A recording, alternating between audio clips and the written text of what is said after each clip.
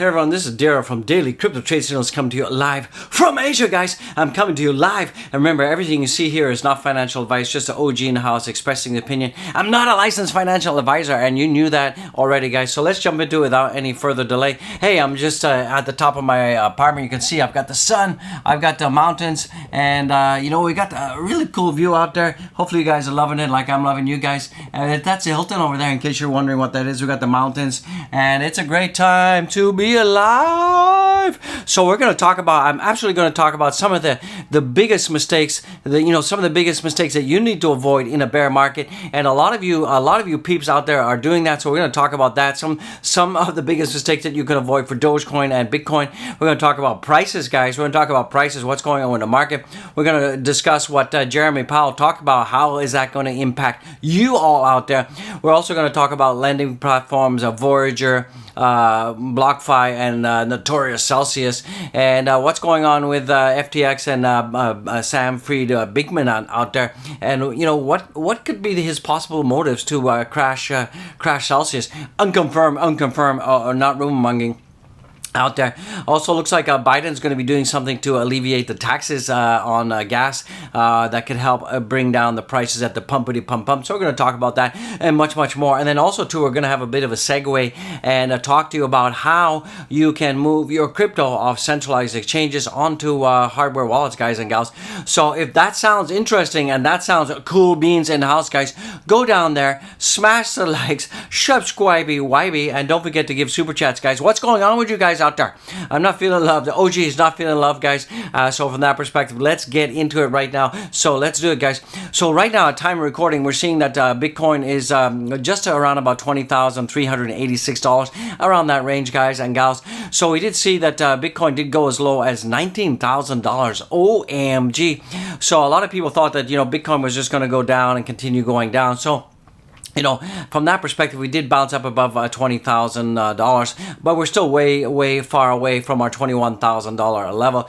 And I did report that miners have been selling a lot of their Bitcoin they've been mining. Most of their May stash of Bitcoin that they mined, they've sold, guys. And we're seeing some smaller miner operations like the individual mom and pop Bitcoin mining operations. They've actually been shutting down the machines right now because the cost to mine on Bitcoin and the current pricing is almost equal. Actually, it's a little bit less. The miner capitulation is around about $21,000. I've been talking about that. So right now, miners are they're losing money to mine Bitcoin right now, and that's why we're seeing the hash rate going down a little bit. So that is not a good thing from the smaller time frame. And we're seeing that in June, we might see that most of the Bitcoin miners will probably be selling their Bitcoin stash as well. So we're seeing more and more Bitcoin from the miners being put onto exchanges and getting ready to sell out there. So, but that's not all is not lost when we talk about miners capitulating. Sure, it's going to put some downward pressure on a Bitcoin, that's for sure. But overall, this is often a bit of a bottom indicator. So I'm not saying that the bottom is in, but we're getting darn tootin' close to it, guys and gals. So from that perspective, guys, the bottom could be in. So also too, we're seeing that Ethereum right now is trading around about $1,078, and that's down as well.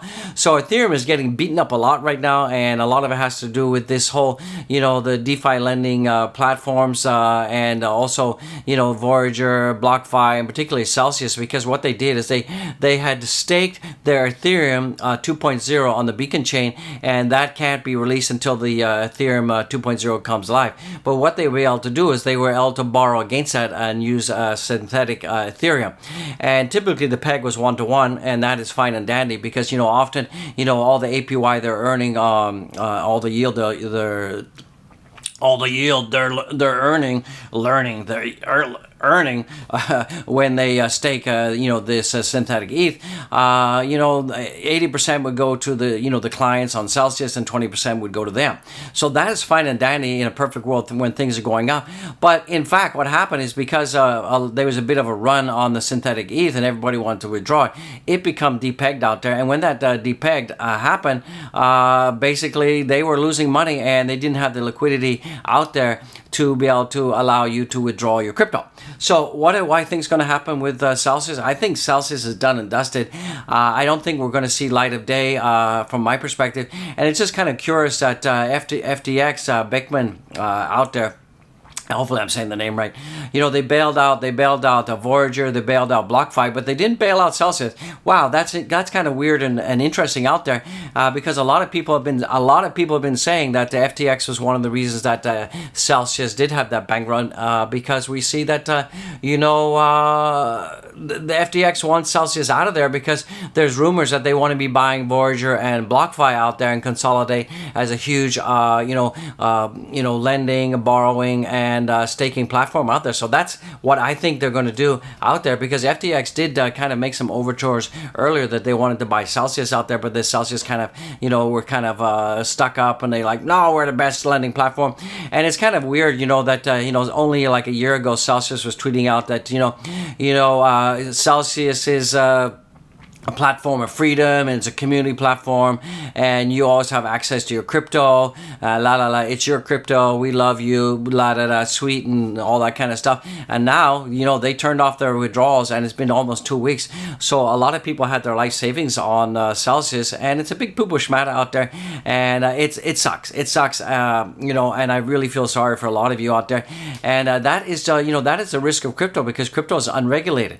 But perhaps I believe that some of these DeFi lending platforms, like Voyager, BlockFi, and Celsius, they should become regulated out there, because they're really they're lending and borrowing platform, guys. That is exactly what they're doing. So what they do is they take your money, then they reinvest it on DeFi platforms to get high APY, and that's fine and dandy. But when crypto goes down, they should have had enough risk management to say, look, this is the amount of crypto that we owe people, and they should have kept enough dry powder in reserve, so they wouldn't fail. So from that perspective, the Celsius is done and dusted. That's the risk. That's the risk, of crypto, and that's why I never put all my crypto in one platform. I spread it out over a ton of platforms. That way, if one tanks, at least I still have some crypto that is okay. So from that perspective, that's kind of going to segue into, this is very important. You guys have to watch this, guys and gals. You've got to take your crypto off centralized exchanges, particularly in the bear market, unless you're planning on trading. Because remember, if you watch read the fine print of the user agreements, you don't own the crypto, and if they go bankrupt or anything, you can actually lose your crypto, right? So from that perspective, what you want to be doing is two things: either get a hardware wallet or get a software wallet. That's the first thing. Set that up. You can use Exodus. Exodus is really good. Is a really good platform because it can sync between your mobile phone and your desktop PC. I'm not shilling for it, but I've been using that for a long time as well, and it's good. It's good, and you have your own private keys, so you hold the keys. And then if you want to use a hardware wallet, Tracer or Nano Ledger. Nano Ledger is easy if you have a lot of altcoins. Tracer is simpler than Nano Ledger, but it's a little bit limited on the number of altcoins that you can have. Okay, so that is a preamble right there. So some people saying, oh gee, can you make a video how you transfer? Well, it's really simple, guys. So scenario is, let's say you have Bitcoin on Binance, okay? Now, Bitcoin on Binance, you have a withdrawal feature, right? Ding. So what you want to do is, once you set up your wallet, either software wallet or hardware wallet, you go to, let's use Tracer. So you go to Tracer, and then it says receive. So that is your receive Bitcoin address. So you take the receive Bitcoin address, copy it, and then you paste it on the withdrawal address when you're withdrawing Bitcoin. Okay, so far so good. Then on Binance, it's going to ask you what is the network. So you want to use native Bitcoin. So be careful, because particularly with Ethereum-based coins, you want to use ERC20. Don't use a BEP20. Be careful out there. All right. So that's the first thing. So you paste it. You go through the security confirmations, and you hit send. Now, before you do that, never ever send all of your crypto in one shot, particularly when you set up a new hardware or software wallet. Send like $5 or $6. That way you can test it out to make sure that you got it right, okay? Because some snowflake knuckleheads, what they do is they like copy paste, and then when they copied it, they forgot one number or something. Then they send all the crypto, and guess what? It's lost forever. See ya, nada. You're out of there, okay? So remember, do a test transfer. It's so important. Please do a test transfer and just transfer a little bit of crypto to your hardware wallet. That's it. It's very simple. It's so easy. If you're using Robinhood, the same thing. You copy the receive address from your hardware wallet, paste it in the send area, confirmation, send a little bit, bang, done. Okay, simple. And remember, it's not that difficult. And remember that a lot of the hardware wallets, they actually do have a swap feature built in through third party, so you may not even need to use an exchange again, guys. So what I'm saying is, during the bear cycle, when things are not doing too good, you're going to see more crypto failures than not. So from that perspective, be careful. So I'm advocating that you want to control your keys, and the only way you can do that is put it in a software or hardware wallet. So guys, do that. It won't hurt you. And if you're on big exchanges like Binance and all of that, you probably don't have anything to worry about, right? 99.9%. But if you're on some of these smaller exchanges, or you're on lending platforms, get out of lending platforms. I recommend that right now, because until prices start going back up again, there can be liquidity runs and liquidity issues out there. So from that perspective, be careful. Hey, some good news when it comes to gas. Looks like Biden is going to be putting a moratorium on taxes for the next 3 months. So that should bring down the price of gasoline for you peeps out there. So that's okay. And then Jeremy Powell, he went on and he testified yesterday and basically said that crypto's out of control. It's a hot topic. And basically we're going to have a knee-jerk reaction. We really don't know what we're going to be doing. And basically they did acknowledge that there's going to be a 75 basis point rate hike coming in July. So that's kind of baked in. So inflation is not getting better. Are we in a recession? We're getting pretty close to it, if we're not already in a recession. And I don't think they know what they're doing. Probably we're going to see the printing press start to print more money sooner than later. So that's going to not help inflation at all. So we're just going to have to get through it and wait till 2024. You know what I'm talking about, right? So hopefully something better will come along. So from the crypto perspective, Dogecoin right now is trading at around about 0.606263 cents. We're seeing ADA right now is below 50 cents. But overall, expect a little bit of a sideways crabby walk. Watch out for Bitcoin on the 4-hour. We've got a head and shoulder pattern. It's a head. This is a head and two shoulder pattern. I just put my finger in my mouth. So we got a head and two shoulder pattern that's happening, and that's often a bearish pattern. So watch out that we could maybe be seeing a Bitcoin going down to 18,000. So buckle up, hold on for that one. That could happen. That could absolutely happen out there.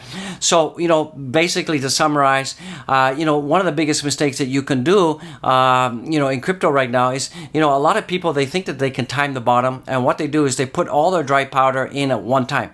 Absolutely don't do that. That's a huge mistake, guys, to do that. What you want to do is, if you got dry powder, you want to put your buys, ladder your buys in over a period of time, maybe 1 week, 1 day, 2 days, 3 days, whatever is comfortable for you. This is not financial advice, but don't put all your dry powder in at one time, because if you do that, what 99% what's going to happen is the price will go down, and then you're going to be holding a bag of coins with unrealized loss. Okay, unrealized loss, not realized loss. You only have realized loss when you actually sell the coins at a loss. Okay, so remember, 1 Bitcoin is still equal 1 Bitcoin. 1 Dogecoin is still equal 1 Dogecoin, no matter what the price is. Okay, so remember that. So that is the biggest mistake that newbies do. Is what they do is they buy all at one time, bang, in a bear market, and then the things go down, and then ouch, and and then what they do is they panic sell. Then they panic sell. And then they do the same thing again. They think that, this is the bottom, bang, put it all in, and then guess what? It goes down, panic sell. So what they're doing is they're actually, giving up all of their liquidity money to the market makers out there. So guys, don't do that. Don't buy in all at one time. Ladder your buys in over, whatever period, over 3 or 4 weeks, guys. So from that perspective, and keep dollar cost average. Like I dollar cost average every Thursday. That's what I do. Some weeks I put in a big amount. Some weeks I only put a small amount. Depends on how I feel, and depends on what kind of disposable income I have from that perspective. And never ever invest more than you're willing to use. Never invest your rent, never invest your food money, that kind of stuff. So only invest what you're willing to lose. All right, guys? And it's so important that you guys take profits. So from my perspective, you've got to pay yourself, absolutely pay yourself.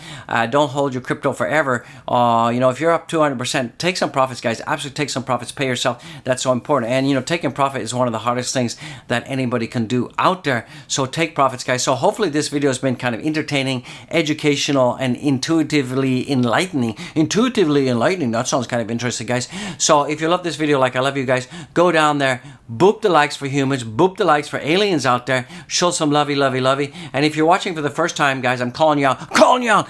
Get down there, subscribe, show some love. I would appreciate it. And don't forget to give super chats, super stickers out there. I just want to say God bless each and every one of you out there. I just want to say I love you guys. I really, really appreciate everything you guys do. And you know, without you, this channel wouldn't be possible. So thank you out there. Much lovey, lovey, lovey out there. I would really, really appreciate everything you guys do. Thank you for showing up. Thank you for being here. And guys, please share this video with your friend if you find it useful and entertaining. Share this video with your friends. Let's get the message out there for the OG in the house. There's no go without the OG, guys. There's no go without OG. So guys, God bless you. Be with God. Go with God. Peace out.